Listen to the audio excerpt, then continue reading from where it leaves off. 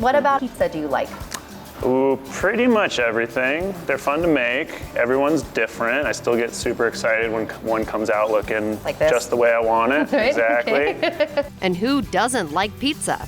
Nice thing is if it's a high quality one, then people of all ages are into it. So tell me about what makes, because the flavor profile is different because of the dough. Yeah, by slowing down the fermentation process, it gives the opportunity for a lot more complex flavors to develop. And I think any good bread or dough maker will tell you the same thing. There are several types of pizzas to choose from. It's time to start stretching the dough. So tell me what your technique is here. You've got some flour down already. Absolutely. We don't want to stick into the board. That's why the flour is down. We do the slap technique here in the truck. So we start by pressing out.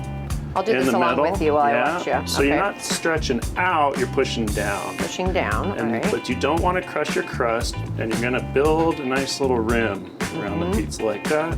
Okay. That's plenty, that's a great starting point. From here you can All go right. up onto your knuckles Oh. and stretch it out like that. Oh yeah, now we're in a real pizza parlor. Yeah, there Fling you that go. flour all That's over the probably place. more what you're used to. And what kind of flour is this? We use a type 00 unenriched flour. Okay, so All now we're right, here. so from here, you're making the eye of the tiger, so you're gonna start with some red sauce. Yeah, what's in your red sauce here? We use an Italian tomato, we blend it, we salt and oregano. Okay, cool. All right, so we And got we're the gonna red do some sauce down. basil. Basil, yes. Pluck off a couple pieces there. Yes, this looks like some nice fresh basil too. Absolutely. Cool, Yeah. and that's important. So we're gonna put this on the red sauce? Yeah, All right. absolutely. Gonna throw it around.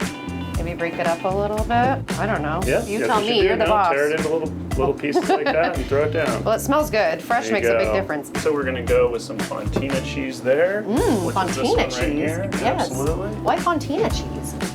You know, it's just a little different from mozzarella. It's a little nuttier, a little bit silkier. Tell me about this house-made Italian sausage here. Yeah, so we make it in-house. We start with some ground pork. We do fennel seed, red pepper flakes, sage, salt, pepper, Yum. and fresh garlic. How's that? That looks perfect. Okay, great. At the end of the day, it's your pizza, so True, whatever looks yeah. good to you. Right. Okay, and then the last, we're gonna go with some caramelized onions. So just use those tongs there. Caramelized. A little bit go a long way on those, so just kind of throw them around to your liking. Okay. And into the oven they go for just a few minutes. Then they're finished with sometimes greens, truffle oils, or cheese. So coming in day after day and operating a food truck and slinging pies, like what is it about that you enjoy coming back to and putting that hard work into? I don't know, there's something pretty cool about cooking on fire, whether it's over a campfire with a cast iron skillet or in a couple $1,000 brick oven, pizza ovens. Owning and operating a pizza cart is a relatively new venture for James. Okay, so you go from being and you still are a bar owner in St. Thomas. You're That's doing true, this remotely yeah. right My now. wife and I own the Box Bar. It's on St. Thomas in the Caribbean, in the Virgin Islands, and it's a little kiosk bar in a marina down there. Nice. So how do you come into owning a bar in St. Thomas? And you were there for 5 years before you moved here. That's correct, yeah. So my wife and I bought an old sailboat, and we sailed out of California, not really knowing where we were headed, but we went south, and we ended up in the U.S. Virgin Islands on St. Thomas. Once we were there, she started working as a bartender, and one of her coworkers came to her one day with the idea of going in on this kiosk that had become available in the same marina her restaurant was at. Okay. Yeah, and so, anyway, just like that, I was in the bar business.